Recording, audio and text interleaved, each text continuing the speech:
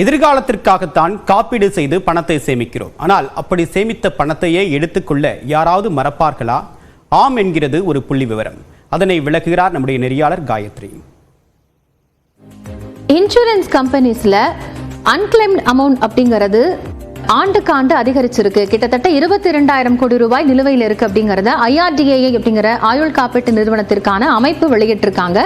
அந்த தரவுகள்ல பார்த்தோம்னா வாரிசுதாரர்களால உரிமம் கோரப்படாத தொகைகள் அப்படிங்கிறது ஒவ்வொரு ஆண்டும் அதிகரிச்சுட்டே இருக்கு அப்படிங்கிற விவரங்களை சொல்லியிருக்கிறாங்க. மிக குறிப்பா பார்த்தோம்னா பாலிசி முடிஞ்சு 6 மாதங்களை மேல கடந்ததுக்கு அப்புறமும் சம்பந்தப்பட்ட நபர் விண்ணப்பித்து அதற்கான உரிமை தொகையை கோராத ஒரு அமௌண்ட் அப்படிங்கிறது தான் அன்கிளைம் அமௌண்ட் அப்படின்னு சொல்றாங்க.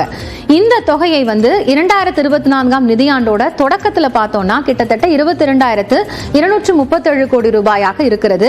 2023 ஆண்டு ஜூன்ல இருந்து நவம்பர் காலகட்டத்தில் 6 மாத காலங்கள்ல ஆயுள் காப்பீட்டு நிறுவனங்கள் மேற்கொண்ட முயற்சியால 1018 கோடி ரூபாய் நிலுவைத் தொகை அப்படிங்கிறது செட்டில்மெண்ட் பண்ணிருக்கிறாங்கிற ஒரு தரவும் வெளியாகிருக்கு. இதுக்கு என்னென்ன காரணம், ஏன் இந்த தொகை இவ்வளவு நிலுவையில் இருக்குன்னு பார்த்தோம்னா இது பற்றிய போதிய விழிப்புணர்வு இல்லாதது அல்லது வாரிசாக நியமிக்கப்பட்டவர்களுக்கு அவங்க தான் வாரிசு அப்படிங்கிற ஒரு அவேர்னஸ் இல்லாம இருக்கிறதும் இதுல மிக முக்கியமான ஒரு காரணமாக பார்க்கப்படுகிறது. இன்னொன்னு என்னன்னா, உறவினர் அல்லாத ஒருவரை வாரிசா நியமிக்கும் பொழுது அதுல சிக்கல்கள் வருது. ஃபார் எக்ஸாம்பிள் ABC இருக்கிறாங்க, A Cங்கிற ஒரு நபரை நாமினேட் பண்றாரு அப்படின்னா அந்த நாமினி சம்பந்தப்பட்ட அந்த நபரினுடைய அந்த கிளைம் அமௌண்ட்டை வாங்கிக்க முடியும். ஆனா Bங்கிற நபர் சட்ட ரீதியாக அணுகக்கூடிய பட்சத்துல அந்த கிளைம் அமௌண்ட் அவருக்கு தான் போய் சேரும். சோ இந்த மாதிரியான சிக்கல்கள் உருவாகிறதுனால தான் பிரச்சனை இருக்கு அப்படிங்கறதையும் சொல்றாங்க. அடுத்து இப்ப பாலிசி கிளைம் நாங்க எப்படி செக் பண்ணி பாக்குறது அப்படின்னு நிறைய பேருக்கு ஒரு சந்தேகம் இருக்கும் இல்லையா?